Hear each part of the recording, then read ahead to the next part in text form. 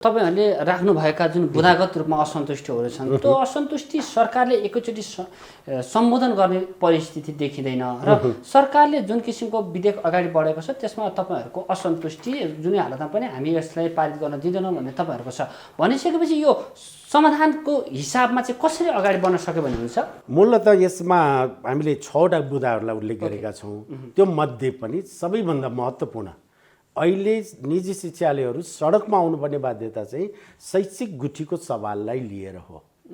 अहिले निर्वाध रूपमा सबै निजी शिक्षालयहरू चाहिँ अब हामी के छ कम्पनी एक्ट अनुसार सञ्चालनमा छेका छौँ। हिजोका दिनमा पनि हामीले कम्पनी ऐन अनुसार जानु हुँदैन, शिक्षालयहरूलाई विशुद्ध कम्पनीको स्वरूपमा लैजानु हुँदैन, प्राइभेट लिमिटेड भन्ने कुराहरू राखिनु हुँदैन।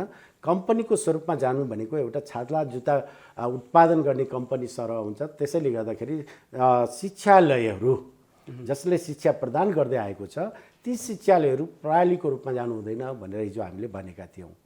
तर बाध्यतावश के भयो भने सबै शिक्षालयहरूलाई आइदर ट्रस्ट अ कम्पनीमा जानुपर्ने बाध्यताकारी स्थिति आइसकेपछि हामी सबै शिक्षालयहरू चाहिँ के गर्यौँ भने हामी कम्पनी ऐन अन्तर्गत गयौँ र अब कम्पनी अन्तर्गत पनि धेरै कुराहरूमा सुधार गर्दै हामीले के गरेका छौँ, निर्बाध रूपमा विद्यालयहरू सञ्चालन गर्ने वातावरण बनोस् भन्दै राज्यसँग हामीले आफ्ना मागहरू राख्दै गरेका थियौँ। विद्यालय स्थायित्वको कुराहरू हामीले उठान गरिराखेका थियौँ, लगानी मैत्री वातावरण बनोस् भनेर हामीले उठान गरिराखेका थियौँ र लगानीको सुनिश्चितता बनोस् भनेर हिजोका दिनमा पनि हामीले सम्बन्धित सरकारसँग यो खालका कुराहरू राख्दै आएका थियौँ। तर सरकारले हामीलाई दिएको आश्वासन के थियो भने अब सङ्घीय शिक्षा ऐन आउँदैछ र सङ्घीय शिक्षा ऐनले तपाईँहरूले उठान गर्दै गरेका सबै खाले विषयहरूलाई चाहिँ एड्रेस गर्नेछ। यसले सम्बोधन गरेर निर्बाध रूपमा शैक्षिक संस्थाहरू जुन विशेष गरी निजी शिक्षालयबाट निजी क्षेत्रबाट सञ्चालनमा आएका छन् त्यसलाई निर्बाध रूपमा सञ्चालन गर्न सक्ने खालको वातावरण बन्छ भनेर त्यो आश्वासन आइराखेको थियो। तर केही दिन अगाडि मात्रै जब सङ्घीय शिक्षा ऐनका कुराहरू हामी पनि उठान गर्दै थियौँ, यसको बहस हुनुपर्छ, सरोकारवालाहरूसँग बसेर छलफल गरिनुपर्छ र त्यहाँ समावेश गरिने जति पनि बुदाहरू चाहिँ छन्, सञ्चालन गर्ने प्रक्रियाका छन् अथवा विभिन्न दफा हुन्छन्, ती दफाहरूलाई चाहिँ आम विद्यालयको बिचमा ल्याओस्, सरोकारवालाहरूको बिचमा ल्याओस्। हाम्रा पनि विशेष गरी जस्तो प्याप्सनको कुराहरू चाहिँ छ, नेसनल प्याप्सनका कुराहरू चाहिँ छ, हिसानका कुराहरू चाहिँ छ। यी संस्थाहरूसँग बसेर अथवा इन्जिनियरिङ एसोसिएसनको छ, मेडिकल एसोसिएसन चाहिँ छन्, सबै खाले एसोसिएसन भइराखेको अवस्थामा यसलाई छलफल गरेर बाहिर ल्याइयोस् र टेबल जस्तो सदनमा टेबल गरियोस् भनेर हामीले भन्दै थियौँ। तर के भइदियो भने हठात के भइदियो भने राज्यले यो कुराहरूलाई ल्याइदियो। शैक्षिक गुठीका कुराहरूलाई चाहिँ ल्याएर अब के गर्यो भने हामीले 5 वर्षभित्रमा सबैभन्दा हाम्रो अब्जेक्सन कहाँनिर छ भने अरू 5वटा बुदाहरू हामी त्यो विषयमा पनि छलफल गरिरहेछौँ। तर सबैभन्दा महत्त्वपूर्ण कुरा के हो भने शैक्षिक गुठीको कुरा गर्यो, सार्वजनिक शैक्षिक गुठीको कुरा गर्यो, जुन 5 वर्षभित्रमा सबै निजी शिक्षालयहरूले जुन कम्पनी अन्तर्गत सञ्चालनमा छ त्यसलाई चाहिँ जस्तो तुरुन्तै बन्द गरेर कम्पनीलाई चाहिँ जस्तो बन्द गर्ने र 5 वर्षभित्रमा त्यो शिक्षालयहरूका विभिन्न खाले दायित्वहरू चाहिँ छ, ब्याङ्क लोनदेखि लिएर अन्य दायित्वहरू हुनसक्छ, त्यो चाहिँ फरक गरेर क्लियर गरेर 5 वर्षभरिमा भित्रमा अनिवार्य रूपमा सार्वजनिक शैक्षिक गुठीमा रूपान्तरित भइसक्नुपर्ने बाध्यताको जुन कुराहरू ल्याइदियो, यसले नै के भन्छ भने अहिले निजी शिक्षालयहरू चाहिँ सबै विद्यालयहरू चाहिँ सबै शिक्षालयहरू चाहिँ आन्दोलित भएको अवस्था हो। त्यसैले गर्दाखेरि हाम्रो कुरा यहाँले भने जस्तै शैक्षिक गुठी भन्ने शब्द नै हटाइदिनु पर्यो। किनभने जसरी अहिले निजी लगानीका विद्यालयहरू कम्पनी ऐन अन्तर्गत सञ्चालनमा छन् नि, त्यही स्वरूपमा बरु नियमन गर्दै निर्बाध रूपमा सञ्चालन गर्ने, अब लगानी मैत्री वातावरण गरिदिने अनि लगानीको सुनिश्चितता गरिदिने यी खालको वातावरण क्रिएट गरिदियो भने जुन भनौँ न विदेश सिधै गरेका विद्यार्थीहरूलाई नेपालमै उच्च शिक्षा सम्भव छ, नेपालमै क्वालिटी एजुकेसन हामी दिँदै आइराखेका छौँ र अर्बौँ रुपियाँ विदेश जुन भइरहेको छ नि त्यसलाई रोक्नको लागि हामी सबल र सक्षम थियौँ। त्यो कुरालाई अब राज्यले के गरिदिरहेछ भने अब यहाँनिर पनि तगारो हालिदिएर समग्र निजी शैक्षिक संस्थाहरूलाई चाहिँ अब यसको अस्तित्व नै समाप्त पारिदिएर अब हाम्रा फेरि विद्यार्थीहरूलाई हिजो +2 भन्दा माथिका विद्यार्थीहरू त विदेशिएका थिए ओके। तर अब विद्यालय शिक्षामा पनि यो वातावरण आइराखेको छ। आदरणीय दर्शकवृन्द नमस्कार। कार्यक्रम शिक्षा सरोकारमा यहाँहरूलाई हार्दिक स्वागत गर्न चाहन्छौँ। यति बेला 2072 सालपछि संविधान घोषणा भए लगत्तै शिक्षा ऐन आउनु पर्दथ्यो, तर लामो समयसम्म शिक्षा ऐन विभिन्न कारणले गर्दाखेरि आउन सकेको थिएन र यो शिक्षा ऐन नआइरहँदाखेरि शिक्षा क्षेत्रलाई धेरै अप्ठ्यारो परेको भन्ने विभिन्न आवाजहरू आइरहेको अवस्थामा सरकारले शिक्षा ऐन ल्याउने तयारी गरिरहेको छ। यो शिक्षा ऐन अहिले हेरिरहँदाखेरि 2028 सालदेखिको शिक्षा ऐनले काम गरिरहेको छ र नयाँ शिक्षा ऐन ल्याउने तयारी गरिरहँदा सरकारले नयाँ शिक्षा ऐन ल्याउन तयारी गरिरहँदाखेरि विशेष गरी निजी विद्यालयहरूले भने आन्दोलित भएका छन्, असन्तुष्ट भएका छन्। सरकारको ल्याउँदै गरेको यो विधेयकमा निजी विद्यालयहरूको असन्तुष्टि केका लागि? उहाँहरू चरणबद्ध रूपमा सडक आन्दोलनमा निस्किसक्नु भएको छ। छलफलको हिसाबले, समझदारीको हिसाबले अगाडि बढ्न नसकिरहँदाखेरि उहाँहरू सडकमा आउनुपर्ने बाध्यता किन पर्यो? सरकारले ल्याएको शिक्षा ऐनको प्रावधानहरू के छन् त असन्तुष्टिहरू र के कारण भयो भने, के कुरामा सहमति भयो भने यो शिक्षा ऐन उहाँहरूलाई ठिक होला भन्ने विषयमा केन्द्रित रहेर आज हामी कुराकानी गर्न गइरहेका छौँ। कुराकानी गर्नका लागि आज हाम्रा अतिथि हुनुहुन्छ बागमती प्रदेशका अध्यक्ष, हिसानका बागमती प्रदेशका अध्यक्ष भवानी प्रसाद पौडेल हामीसँग हुनुहुन्छ। आउनुहोस्, स्वागत गरौँ आजको अतिथिलाई। स्वागत छ कार्यक्रममा। धन्यवाद सर। भर्खरै आन्दोलनबाट आउनुभयो। हजुर, हाम्रो भर्खरै एउटा आन्दोलनको स्वरूपमै थियौँ। कलेज पढाउनु पर्ने, कलेजलाई विद्यार्थीहरूलाई शिक्षा दिनुपर्ने, कलेज सञ्चालन गर्नुपर्ने सरहरू त अहिले सडकमा पो आउनु थाल्नुभयो। यस्तो छ, कलेज सञ्चालन, विद्यालय सञ्चालन गर्नुपर्ने किन सडकमा आइयो भन्ने वास्तवमा उचित प्रश्न लाग्दछ मलाई। किनभने जब विद्यालयको स्थायित्व हुन्छ, विद्यालयहरू निर्बाध रूपमा सञ्चालन गर्न सक्ने, कलेजहरू निर्बाध रूपमा सञ्चालन गर्ने परिस्थिति बन्छ, तब नै टिचरहरू चाहिँ कक्षा कोठामा जान सक्ने वातावरण बन्छ। अब आउँदै गरेको जस्तो सङ्घीय शिक्षा ऐनको कुराहरू यहाँले गर्दै हुनुहुन्थ्यो, त्यो ऐन र जुन विधेयक अहिले आउँदैछ, जुन संसदमा अब टेबलको लागि हुँदैछ, त्यहाँ छलफलको लागि प्रस्ताव गरिँदैछ र हामीले धेरै कुराहरू बुझेअनुसार त्यो चाहिँ अहिले संसद सचिवालयमा चाहिँ पेस भइसकेको छ र त्यो सेड्युल अनुसार अब छलफलका लागि आउने र त्यसलाई पारित गरेर ऐनको स्वरूप दिने गरी जुन सरकारले तयारी गरिराखेको अवस्था चाहिँ छ। यसो हेर्दै गर्दाखेरि के छ भने त्योभित्र अब धेरै कुराहरू बाहिर आइसकेको अवस्था चाहिँ छ। किनभने यतिपय कुराहरू उठ्न सक्लान्, जस्तो सदनमै आइसकेको छैन, छलफलकै वातावरण बनेको छैन, के कुरा त्योभित्र छ भन्ने कुराहरू नहुँदै जस्तो निजी शिक्षालयहरू किन आन्दोलनमा त पढाउन छोडेर किन सदनमा जस्तो सडकमा आउनुपर्ने बाध्यता रह्यो भन्ने कुराहरू चाहिँ छ।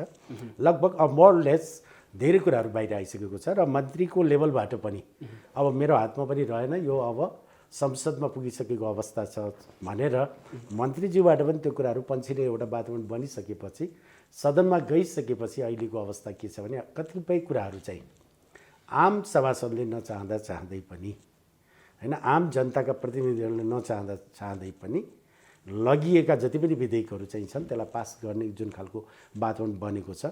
त्यसैले गर्दाखेरि अब संसद सचिवालयमा पेश भइसकेपछि अन्ततोगत यो के हुन्छ, त्यहाँ छलफलमा जान्छ र छलफलमा गइसकेपछि 1-2 दिनमा पारित हुने जुन वातावरण बन्दैछ। त्यसैले गर्दाखेरि जब पारित भएर आइसकेपछि यो ऐन बन्छ। ऐन बन्नु भनेको त्यहाँ उल्लेख गरिएका जति पनि बुदाहरू चाहिँ छन्, विशेष गरी निजी शिक्षालयहरूका सन्दर्भमा जति कुराहरू त्यहाँ उल्लेख गरिएको छ त्यो चाहिँ हाम्रो फर्ममा छैन। हिजो हामीले पनि चाहेका थियौँ सङ्घीय शिक्षा ऐनको आवश्यकता छ, छिटै आउनुपर्छ र सँगसँगै हामीले त अर्को कुराहरू पनि गरेका छौँ, निजी शिक्षालय सञ्चालन गर्ने छुट्टै विनियम आओस्, जसको कारणले गर्दाखेरि यसलाई जस्तो विशेष गरी निजी शिक्षालयहरूलाई चाहिँ नियमितसँग ढङ्गले सञ्चालन गर्ने खालको वातावरण होस्। यसमा अनुगमनका कुराहरू पनि आइदिनु पर्यो, सञ्चालन गर्ने कार्यविधिका कुराहरू पनि आइदिनु पर्यो। सँगसँगै राज्यले निजी शिक्षालयहरू जसले राज्यको शिक्षा क्षेत्रमा राज्यले गर्नुपर्ने जति पनि कार्यहरू चाहिँ छ शिक्षा क्षेत्रमा, त्यसलाई सहयोगी एउटा हातको रूपमा आइराखेको अवस्था चाहिँ छ, त्यसलाई सञ्चालन गर्न सक्ने वातावरण बनेन। विशेष गरी यसमा उल्लेख गरिएका जस्तो शैक्षिक गुठीका कुराहरू, त्यसमा पनि सार्वजनिक शैक्षिक गुठीका कुराहरू चाहिँ छन्, विद्यालय व्यवस्थापन पक्षका कुराहरू चाहिँ छन्, छात्रवृत्तिका कुराहरू चाहिँ छन्, यसलाई नियमन गर्ने कुराहरू चाहिँ जति छन्, यी चाहिँ विशेष गरी अहिले जुन सञ्चालनमा आएको विद्यालय जति पनि जुन स्वरूपमा सञ्चालनमा छ त्योभन्दा अलिक फरक ढङ्गले आइराखेको छ। जुन विद्यालयको अस्तित्व नै समाप्त हुने गरी जुन आइराखेको वातावरण छ, त्यसैले गर्दाखेरि यहाँले भने जस्तै अहिले कक्षा कोठामा हुनुपर्ने शिक्षकहरू अथवा विद्यालय सञ्चालकहरू अहिले चाहिँ कक्षा छोडेर उहाँहरू चाहिँ माइती घर मण्डलामा आएर ऐक्यबद्धता जनाउनु पर्ने बाध्यता छ, विरोध गर्नुपर्ने बाध्यता आएको। ठिक छ, यो तपाईँहरूको असन्तुष्टि एकातिर भयो, यसलाई समझदारीको रूपमा अगाडि पनि बढाउन सकेला नि, जहाँ समस्या त्यहाँ उपाय भनिन्छ। तपाईँहरू सरकारी पक्षसम्म कोर्डिनेसन गरेर यो तरिकाबाट जाउँ न त अगाडि भनेर तपाईँहरूले पहल किन नगरेको? सरकारी तहबाट त्यो नभएको कि एक्कासी सडकमा आन्दोलनमा उत्रिएर भोलि विद्यालय नै बन्द गर्नुपर्ने परिस्थितिसम्म निम्त्याउनु उचित हो शैक्षिक क्षेत्रलाई? होइन, त्यो उचित वास्तवमा हुँदै भएन, किनभने शिक्षालयहरू बन्द हुनु हुँदैन। बालबालिकाहरूले पढ्न पाउने राइट जहिले पनि रिजर्भ रहनुपर्छ। त्यहाँ कहीँ कतै शिक्षण संस्थाहरू बन्द गरिनु हुँदैन भन्ने हाम्रो पनि मान्यता हो। र यही स्वरूपमा हुँदै जाँदाखेरि के थियो भने विगत केही दिनदेखि हामी चाहिँ के गरेका छौँ, माननीय शिक्षा मन्त्रीज्यूसँग पुगेका छौँ, शिक्षा सचिवज्यूसँग पुगेका छौँ। यसै गरेर इभन हामीले पहल चाहिँ सम्माननीय प्रधानमन्त्रीज्यू समक्ष पनि जाने गरी पहल गरिराखेको अवस्था हो। र माननीय शिक्षा मन्त्रीज्यूबाट के भयो भने मेरो हातबाट यो गइसकेको अवस्था चाहिँ छ। शिक्षा मन्त्रालयबाट अब यो सदनमा पठाइसकेको अवस्था छ। त्यसैले गर्दाखेरि अब हामी परिमार्जन गर्न सक्ने अवस्था छैनौँ, यसमा सुधार गरेर पठाउन सक्ने वातावरण छैन।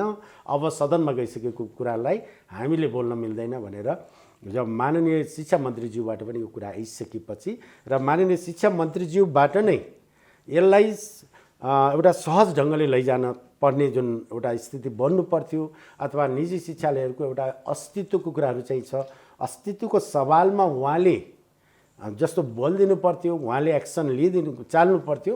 तर त्यसको सट्टामा के भन्दै हुनुहुन्छ भने त्योबाट पन्छिएको अवस्था चाहिँ छ, शिक्षा मन्त्रालय पन्छिएको अवस्था चाहिँ छ। त्यसैले गर्दाखेरि हामी चाहिँ बाध्यतावश सडकमा आउनुपर्ने वातावरण चाहिँ बनेको। यो समस्यालाई समाधान गर्न के गर्नुपर्ला? जस्तो तपाईँहरूले राख्नुभएका जुन बुँदागत रूपमा असन्तुष्टिहरू छन्, त्यो असन्तुष्टि सरकारले एकैचोटि सम्बोधन गर्ने परिस्थिति देखिँदैन र सरकारले जुन किसिमको विधेयक अगाडि बढेको छ त्यसमा तपाईँहरूको असन्तुष्टि जुनै हालतमा पनि हामी यसलाई पारित गर्न दिँदैनौँ भन्ने तपाईँहरूको छ। भनिसकेपछि यो समाधानको हिसाबमा चाहिँ कसरी अगाडि बढ्न सक्यो भन्ने हुन्छ? मूलत यसमा हामीले 6वटा बुँदाहरूलाई उल्लेख गरेका छौँ। त्यो मध्ये पनि सबैभन्दा महत्त्वपूर्ण अहिले निजी शिक्षालयहरू सडकमा आउनुपर्ने बाध्यता चाहिँ शैक्षिक गुठीको सवाललाई लिएर हो। अहिले निर्वाध रूपमा सबै निजी शिक्षालयहरू चाहिँ अब हामी के छ, कम्पनी एक्ट अनुसार सञ्चालनमा छेका छौँ। हिजोका दिनमा पनि हामीले कम्पनी ऐन अनुसार जानु हुँदैन, शिक्षालयहरूलाई विशुद्ध कम्पनीको स्वरूपमा लैजानु हुँदैन, प्राइभेट लिमिटेड भन्ने कुराहरू राखिनु हुँदैन। कम्पनीको स्वरूपमा जानु भनेको एउटा छाता जुत्ता उत्पादन गर्ने कम्पनी सरह हुन्छ। त्यसैले गर्दाखेरि शिक्षालयहरू जसले शिक्षा प्रदान गर्दै आएको छ ती शिक्षालयहरू प्रणालीको रूपमा जानु हुँदैन भनेर हिजो हामीले भनेका थियौँ।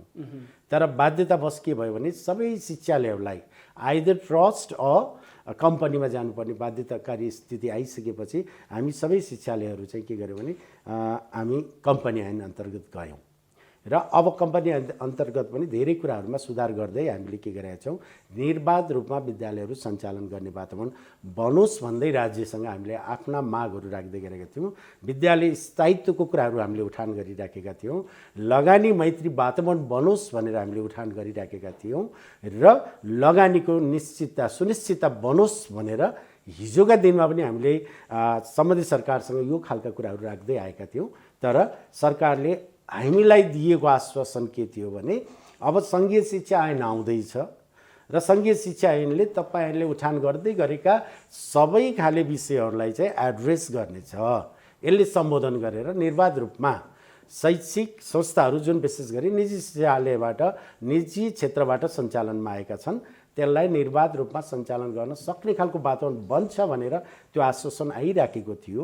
तर केही दिन अगाडि मात्रै जब सङ्घीय शिक्षा ऐनका कुराहरू हामी पनि उठान गर्दै थियौँ, यसको बहस हुनुपर्छ, सरोकारवालाहरूसँग बसेर छलफल गरिनुपर्छ र त्यहाँ समावेश गरिने जति पनि बुँदाहरू चाहिँ छन्, सञ्चालन गर्ने प्रक्रियाका छन् अथवा विभिन्न दफा छन्, ती दफाहरूलाई चाहिँ आम विद्यालयको बिचमा ल्याओस्, सरकारवालाहरूको बिचमा ल्याओस्। हाम्रा पनि विशेष गरी जस्तो प्याप्सनको कुराहरू चाहिँ छ, नेसनल प्याप्सनका कुराहरू चाहिँ छ, हिसानका कुराहरू चाहिँ छ। यी संस्थाहरूसँग बसेर अथवा इन्जिनियरिङ एसोसिएसनको छ, मेडिकल एसोसिएसन चाहिँ छन्, सबै खाले एसोसिएसन भइराखेको अवस्थामा यसलाई छलफल गरेर बाहिर ल्याइयोस् र टेबल जस्तो सदनमा टेबल गरियोस् भनेर हामीले भन्दै थियौँ। तर के भइदियो भने हठात के भइदियो भने राज्यले यो कुराहरूलाई ल्याइदियो। शैक्षिक गुठीका कुराहरूलाई चाहिँ ल्याएर अब के गर्यो भने हामीले 5 वर्षभित्रमा सबैभन्दा हाम्रो अब्जेक्सन कहाँनिर छ भने अरू 5वटा बुदाहरू हामी त्यो विषयमा पनि छलफल गरिरहेछौँ।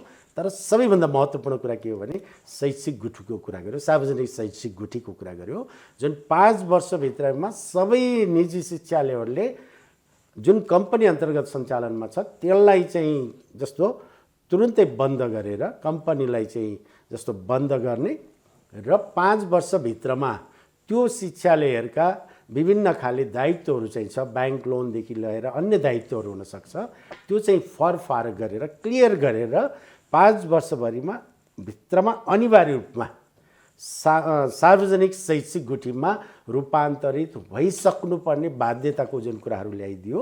यसले नै के भन्छ भने अहिले निजी शिक्षालयहरू चाहिँ सबै विद्यालयहरू चाहिँ सबै शिक्षालयहरू चाहिँ आन्दोलित भएको अवस्था हो। त्यसैले गर्दाखेरि हाम्रो कुरा यहाँले भने जस्तै शैक्षिक गुठी भन्ने शब्द नै हटाइदिनु पर्यो।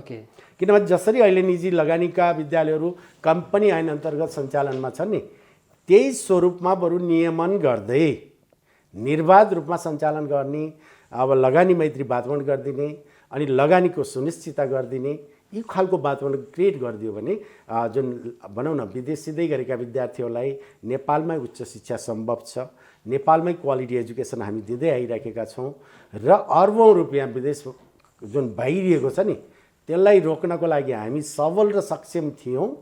त्यो कुरालाई अब राज्यले के गरिदिरहेछ भने अब यहाँनिर पनि तगारो हालिदिएर समग्र निजी शैक्षिक संस्थाहरूलाई चाहिँ अब यसको अस्तित्व नै समाप्त पारिदिएर अब हाम्रा फेरि विद्यार्थीहरूलाई हिजो +2 भन्दा माथिका विद्यार्थीहरू त विदेशिएका थिए तर अब विद्यालय शिक्षामा पनि यो वातावरण आइराखेको छ।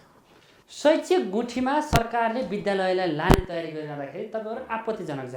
हजुर, त्यो शैक्षिक गुठीमा नलानको लागि के गर्नु पर्ला त? लए पनि त यो कुरामा परिमार्जन गरेर जाउँ न त भन्ने मागहरू चाहिँ होला नि त। हजुर, अहिले हामीले हाम्रा केही सुझावहरू चाहिँ छन्। विशेष गरी हामीले निजी शिक्षालयहरूको छात्र सङ्गठन जसले अहिले एकबद्धता जनाइराखेको छ नि यो आन्दोलनमा, विशेष गरी प्याप्सन, नेसनल प्याप्सन, हिसान, इन्जिनियरिङ एसोसिएसन, टिचर्स एसोसिएसन लगायतका हामी झन्डै 26-27वटा सङ्गठनहरू चाहिँ विशेष गरी शिक्षासँग सरोकार राख्ने सङ्घ संस्थाहरू भनौँ, यसले चाहिँ अहिले एकबद्धता जनाउँदै के भनेको छ भने हामीले 2 दिन अगाडि मात्रै पत्रकार सम्मेलनमा पनि यो कुराहरू चाहिँ सुझावहरू राखेका थियौँ।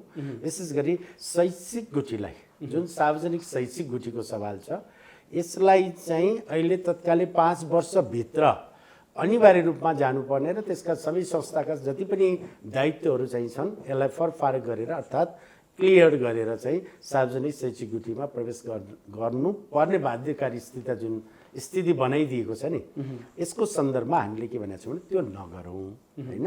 यसलाई सहज रूपले जस्तो सहजीकरण रूपमा गर्नको लागि अगाडि बढ्नको लागि हामीले के छ भने निजी लगानीमा त हिजो विद्यालयहरू कम्पनीमा सञ्चालनमा छन्, जति निजी लगानीमा सञ्चालनमा आएका विद्यालयहरू चाहिँ छन् सबै कम्पनी ऐन अन्तर्गत सञ्चालनमा छन् र कम्पनी ऐनलाई पनि तुरुन्तै कम्पनीलाई पनि डिजल्भ गरेर एकाएक हामी सार्वजनिक शैक्षिक गुठीमा जान सक्ने सहज वातावरण पनि बन्दैन। पहिलो कुरा।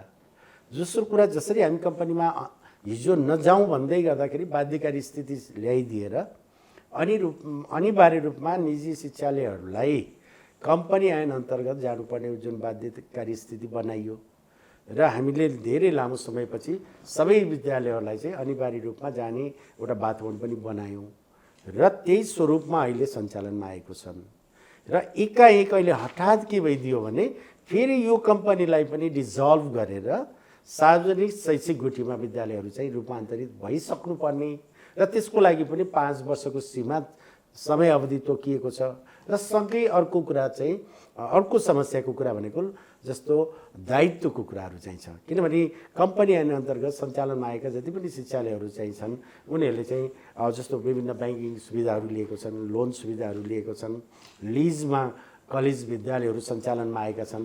जुन कुरा उनीहरूले लिँदै गरेको दायित्व चाहिँ त्यति सहज रूपमा 5 वर्षभित्रमा क्लियर गर्ने फरफारक गरेर अगाडि बढ्न सक्ने खालको वातावरण बन्दैन। त्यसैले गर्दाखेरि हामी के भन्छौँ भने हिजो जसरी यो अहिले चाहिँ जुन सङ्घीय शिक्षा ऐन जारी हुँदै गर्दा हामी के भनेका छौँ भने यो शैक्षिक गुठीको कुराहरू आएको छ नि, सार्वजनिक शैक्षिक गुठीको, त्यो सवालमा के छ भने कम्पनी ऐन अन्तर्गत सञ्चालनमा आएका सबै खाले शिक्षालयहरूलाई यसले कहीँ कतै बाधा नगर्ने भन्ने शब्द राखिदियो भने हामीलाई चाहिँ के हुन्छ, एउटा सहज बन्छ। र पछि आएर यदि विद्यालयहरू चाहिँ अब सञ्चालनमा आउँदै गरेका शिक्षालयहरू निजी स्तरबाट सञ्चालनमा हुने भए पनि ऊ चाहिँ सार्वजनिक शैक्षिक गुठी अन्तर्गत म जान्छु भनेर उहाँले इच्छा व्यक्त गर्नुभयो भने जान सक्ने वातावरण चाहिँ बन्छ। तर हाम्रो कन्सर्न के हो भने अहिले आउँदै गरेको सङ्घीय शिक्षा ऐन जसले दफा 4 मा के उल्लेख गरेको छ भने सार्वजनिक शैक्षिक गुठीको सवाल उठान गरेको छ, जसमा कम्पनी ऐन अन्तर्गत सञ्चालनमा आएका विद्यालयहरू चाहिँ अनिवार्य रूपमा 5 वर्षभित्रमा सबै खाले दायित्वहरू क्लियर गरेर जानुपर्ने जुन बाध्यताकारी स्थिति छ त्यो नगरियोस्। कम्पनी ऐन अन्तर्गत सञ्चालनमा आएका सबै खाले शिक्षालयहरूलाई चाहिँ यथावत रूपमा सञ्चालन गर्न सक्ने खालको वातावरण बनोस् भन्ने हाम्रो कन्सर्न हो। कम्पनी ऐनमा गइरहँदाखेरि अहिले गुनासो के आएको छ भने नि निजी विद्यालयहरूले बढी शुल्क लिए, मनोमानी ढङ्गबाट शुल्क लिए, एउटा कलेजमा एउटा शुल्क छ, अर्को कलेजमा अर्को शुल्क छ, विद्यार्थी मार्न परे, अभिभावक मार्न परे, यसलाई थप परिमार्जन गर्ने, शिक्षा क्षेत्र पनि उकास्ने गरी र शुल्क निर्धारण पनि इक्वालिटी हुने गरी, जस्तो स्थानीय तह सरकारलाई शिक्षक नियुक्तिदेखि लिएर गर सेवा सुविधादेखि लिएर गर शुल्क निर्धारणसम्म स्थानीय तहलाई जिम्मेवारी दिँदा स्थानीय तह पनि बलियो र त्यहाँको शिक्षा क्षेत्र पनि बलियो हुँदै जाने भन्ने सरकारी मान्यता छ कि यसले हामीले सकारात्मक नलिने होइन। यसलाई चाहिँ यहाँले भने जस्तो ठिक छ, स्थानीय तहलाई एउटा सरेन राइटहरू दिएको छ विद्यालय सञ्चालनको सन्दर्भमा, होइन। तर अहिले सङ्घीय शिक्षा ऐनले के गरिँदैछ भने विद्यालयलाई नियमन होइन, निजी शिक्षालाई नियमन होइन, पूर्ण रूपमा नियोजन गर्ने खालको परिपाटी बन्दैछ कि यो ऐनले के गर्दैछ भने निजी शिक्षालयहरूलाई चाहिँ नियोजन गर्ने कि हामी के चाहिरहेछौँ, नियमन गरोस् भन्यो, नियमसँग ढङ्गले सञ्चालन गरोस्। यहाँले भने जस्तै शुल्कका कुराहरू होलान्, होइन, पारिश्रमिक दिने कुराहरू होला, सेवा शर्तका कुराहरू होलान्, सञ्चालन गर्ने विधिका कुराहरू होलान्, त्यसमा हामीलाई नियमन गरोस् भनिरहेको थियौँ कि हामीले, नियमसँग ढङ्गले सञ्चालन गर्ने खालको परिपाटी गरोस्। शुल्कका सन्दर्भमा पनि स्थानीय तह अथवा सङ्घीय शिक्षा ऐनले नै यसलाई चाहिँ एड्रेस गरोस् र त्यो अनुरूप हामीले उठान जति पनि फी कलेक्सन गर्ने छ त्यसको पनि एउटा सीमा तोकियोस्। विद्यालयले प्रदान गर्दै गरेका सेवा र सुविधाका आधारमा चाहिँ त्यो पनि तह तोकियोस् भनेर हामीले भनिराखेका छौँ। अब त्यो भइ पनि राखेको छ, तर यहाँनिर के भइदियो भने हामीलाई नियमन गर्ने एउटा वातावरण बनोस्। हामीले सङ्घीय शिक्षा ऐन आवश्यकता छ भनेर हामी पनि भनिरहेको थियौँ, सङ्घीय शिक्षा ऐन ल्याइहाल्नुपर्छ भनेर हामी पनि भनिरहेको थियौँ। र हामी के चाहिरहेको थियौँ भने सङ्घीय शिक्षा ऐनले हामीलाई चाहिँ नियमसङ्गत ढङ्गले सञ्चालन गर्ने खालको परिपाटी बनोस्, शुल्कका सन्दर्भमा होस्, सञ्चालन गर्ने विधिका सन्दर्भमा होस्, छात्रवृत्तिका सवालमा होस्, टिचर्सहरूलाई दिने पारिश्रमिकका कुराहरू हुन्, होइन, सेवा र सुविधाका कुराहरू हुन्। यस्तै गरेर हाम्रा विद्यार्थीहरूले निजी शिक्षालयमा अध्ययन गर्दै गरेका विद्यार्थीहरूले एउटा राज्यबाट प्रदान गरिने अन्तर्राष्ट्रिय स्तरमा अध्ययनका लागि जाँदाखेरि पाउने छात्रवृत्तिका सन्दर्भमा होस्, विद्यालय सञ्चालन गर्ने जुन एउटा भनौँ विद्यालय व्यवस्थापन समिति गठन गर्ने सवालमा होस्, यसमा चाहिँ सङ्घीय शिक्षा ऐनले हामीलाई पूर्ण रूपमा सहयोग गर्छ भनेर हामीले आशा गरेका थियौँ र सङ्घीय शिक्षा ऐनको यस अर्थमा पनि आवश्यकता छ भनेर हामीले हिजोदेखि यो कुरा उठान गर्दै आएका थियौँ। तर भइदियो के भने हठात कहीँ कतै कुनै पनि सरकारवालाहरूसँग छलफल नगरिकनै निजी शिक्षालयहरूको अस्तित्वलाई नै समाप्त गरिदिने, लगानीकर्ताहरूको जुन लगानी छ त्यसलाई पूर्ण रूपमा निश्चित गरिदिने, समाप्त गरिदिने र सँगै हाम्रो जे जति हामीले लगानी गरेका छौँ नि निजी स्तरबाट सञ्चालनमा आएका जति पनि विद्यालयहरू चाहिँ छन् कलेजहरू चाहिँ छन् पूर्ण रूपमा लाखौँ अर्बौँ रुपियाँ चाहिँ हामीले यहाँ लगानी गरेका छौँ। त्यो लगानीको चाहिँ सुनिश्चितता भइदिएन कि यहाँ चाहिँ के भयो भने हठात हाम्रो लगानीलाई चाहिँ कम्तीमा पनि 5 वर्षभित्रमा तिमीहरू सार्वजनिक शैक्षिक गुठीमा जाने भनेको त के रहिदियो भने यो चाहिँ पूर्णतया हाम्रो सबै खालि प्रपर्टिजहरू हामीले विद्यालयमा लगानी गरेको लगानीका कुराहरू सबै सार्वजनिक भइदिने सरकारीकरण हुने जुन खालको वातावरण ल्याइँदैछ अहिलेको विरोध भनेको त्यो हो। हामीले त्यसको विरोधको पक्षमा हौँ। अहिले आम निजी शिक्षालयहरूका साथीहरू जति आन्दोलित भएर आज आउनुभयो, जस्तो हामी अहिले भर्खरै त्यहाँ माइतीघर मण्डलामा जुन खालको वातावरण देखियो त्यो चाहिँ निजी शिक्षालयहरूको एउटा अस्तित्वको सवाललाई लिएर साथीहरूले एकैबद्धता जनाउनु भएको छ। यसमा जस्तो यसो कुरा गर्दाखेरि कक्षा 10 सम्म सञ्चालन गर्ने शिक्षालयहरू मात्रै छैनन्, यसमा उच्च शिक्षालयहरू पनि छन्।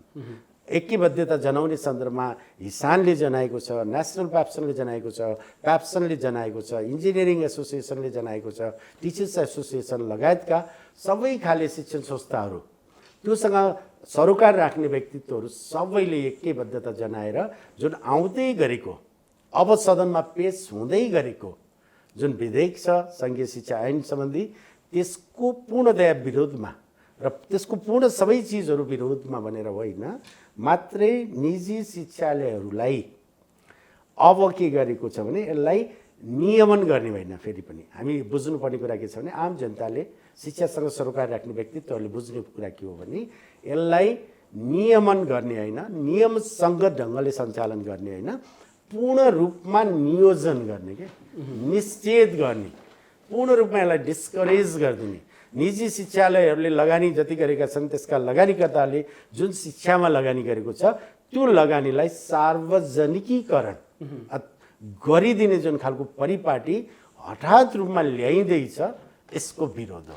तपाईँहरू जहिले विरोध मात्र भन्ने सरकारले ल्याएका कुनै पनि कामहरूलाई त्यति धेरै सन्तोषजनक रूपमा नल्याने, निजी क्षेत्रलाई हेप्यो भन्ने होइन, बढी चाहिँ हामीले नै यो नतिजाहरू हामीले थेकिदिनु पर्ने, हामीलाई नै बढी चाहिँ नियम कानुन लगाइदिने, हामीलाई नै बढी चाहिँ शुल्क लियो भनेर पटक पटक निजी विद्यालयलाई सरकारले हेर्ने नजर किन फरक पर्छ यहाँको विचारमा? अब यस्तो छ कि तपाईँहरू दोषी हो या सरकारले हेर्ने नजर दोषी हो? होइन, अब हेराइ दोषी जस्तो लाग्छ, किनभने निजी शिक्षालयहरू त राज्यलाई अथवा यो देशको सरकारलाई पूर्ण रूपमा सहयोग गरेको छ। शिक्षा जुन प्रदान गर्ने सवालमा शिक्षा एउटा भनौँ न नेपाल सरकारको एउटा लिबरल पोलिसी छ नि, यसमा प्राइभेटलाई पनि सहकारी गर्दै अगाडि लिएर जाने, यो सवालमा प्राइभेटलाई नै समेट्दै नेपालमा एउटा गुणस्तरीय शिक्षा प्रदान गर्ने क्रममा प्राइभेट स्तरको पनि अथवा निजी क्षेत्रको पनि महत्त्वपूर्ण भूमिका रहन्छ भन्ने एउटा सरकारको पोलिसी छ। त्यही पोलिसी अन्तर्गत निजी शिक्षालयहरू आए र निजी शिक्षालयहरूले के गरे भने अब त्यसमा निजी शिक्षामा धेरै ठुलो रकम लगानी गरे र पहिला हामीले देख्छौँ जस्तो अधिकांश विद्यार्थीहरू चाहिँ नेपाल बाहिर जान्थे भनेको बेला इन्डियाका धेरै जसो प्रान्तमा अध्ययनको लागि विद्यालय शिक्षा अध्ययनको लागि पनि लाखौँ विद्यार्थीहरू बाहिरको पाउँथ्यौँ। जब निजी क्षेत्रले प्रवेश गर्यो, निजी क्षेत्रले नेपालमा शिक्षा दिनको लागि तयार भएर आए, त्यसपछि बिस्तारै विदेशी क्रम रोकियो र अर्बौँ रुपियाँ पनि जुन विदेशी थियो नि नेपाली रुपियाँ त्यो चाहिँ रोकिएको छ, नेपालमै रहेको छ। नेपालमै उच्च शिक्षाको लागि ग्यारेन्टी गर्ने गरी निजी शिक्षालयहरू अगाडि बढिराखेको वातावरण छ। हामीले के भनेका छौँ भने मात्रै सरकारको विरोध हामी कहिले पनि गर्दैनौँ, हामी के मात्रै भन्छौँ भने हामीलाई नियमन गर, नियमसँग ढङ्गले सञ्चालन गर्ने एउटा परिपाटी बसाऊ।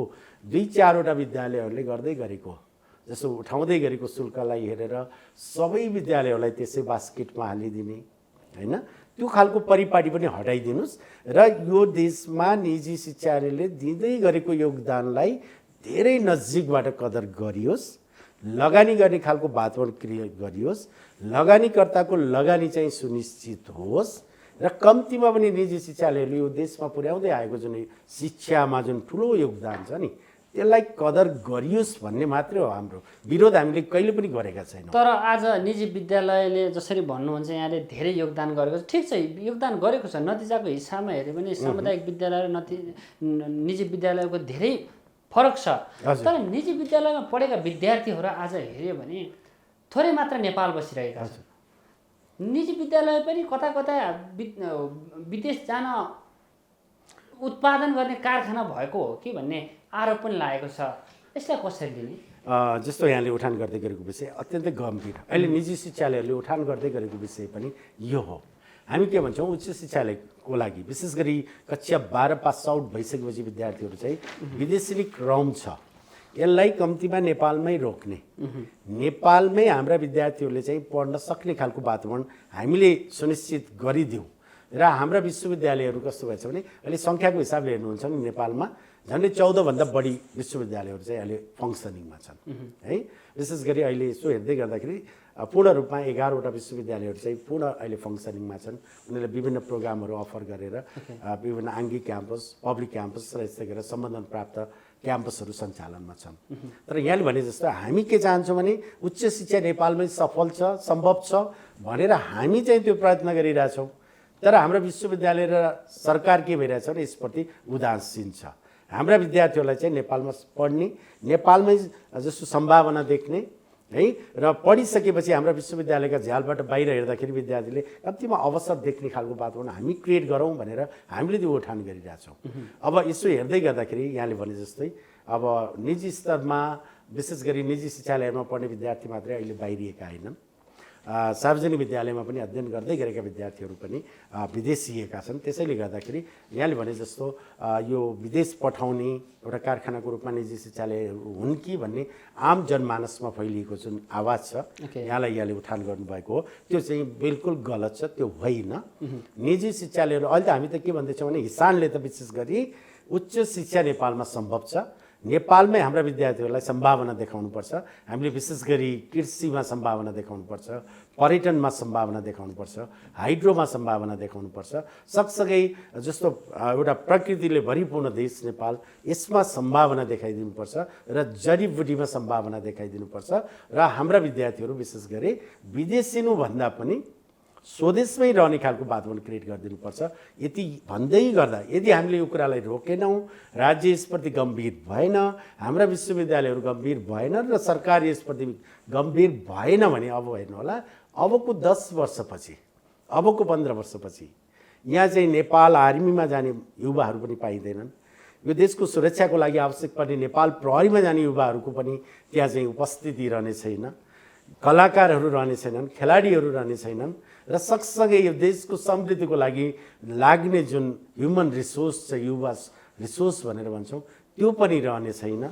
र सँगै शिक्षामा त उच्च शिक्षाको लागि आवश्यक पर्ने, विश्वविद्यालयको आवश्यक पर्ने प्रोफेसरहरू, लेक्चररहरू, प्राध्यापकहरू रहने छैनन्। इभन विद्यालय शिक्षाको लागि आवश्यक पर्ने शिक्षकहरूको पनि अभाव रहनेछ।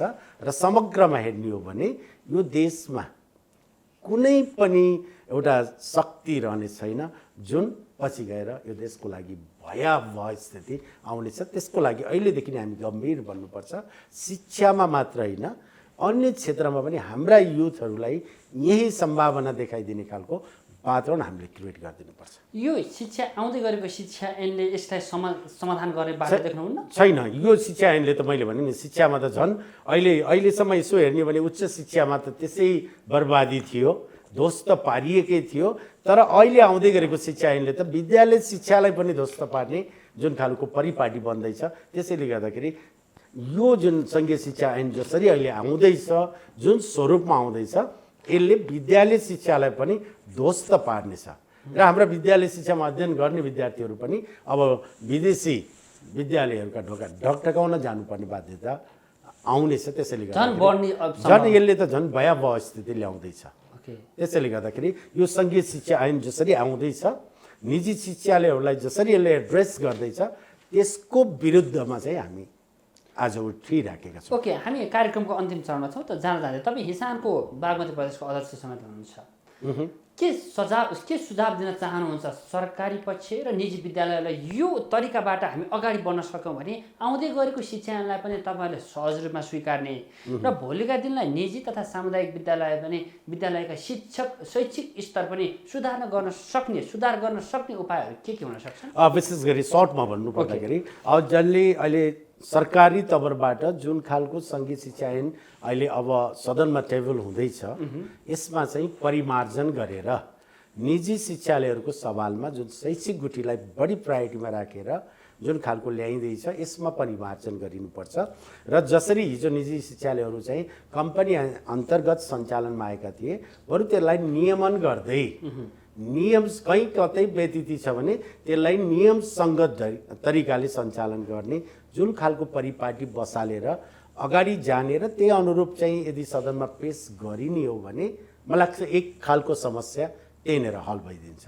र यसले जसरी आन्दोलन अहिले विद्यालयहरू आन्दोलनमा छन् नि त्यो आन्दोलन एकाएक मत्थर भएर जान्छ र साथीहरू हिजो तपाईँले भने जस्तै आम जस्तो विद्यालय सञ्चालकहरू टिचरहरू अब यो आन्दोलनको स्वरूपमा यता सडकहरूतिर आउनुभन्दा बरु विद्यालयको उत्थानको लागि शिक्षा उत्थानको लागि उहाँहरू चाहिँ आफ्नो विद्यालय आफ्नो कलेज र आफ्नो कलेजका र विद्यालयका कक्षा कोठामा केन्द्रित भएर शिक्षा क्षेत्रलाई उकास्नको लागि उहाँहरू अगाडि बढ्नुहुनेछ।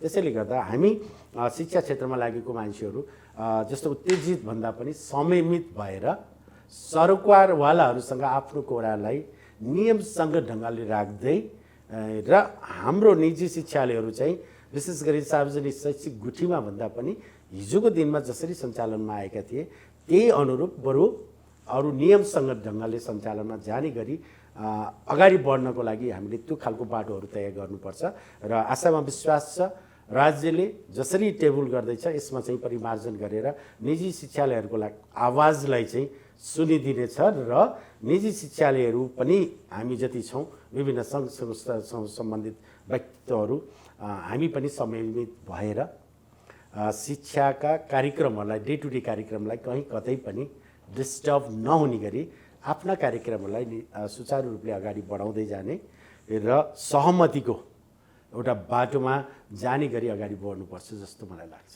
हस् भवन सर, यहाँको महत्त्वपूर्ण समय र संवादको लागि यहाँलाई धेरै धेरै धन्यवाद।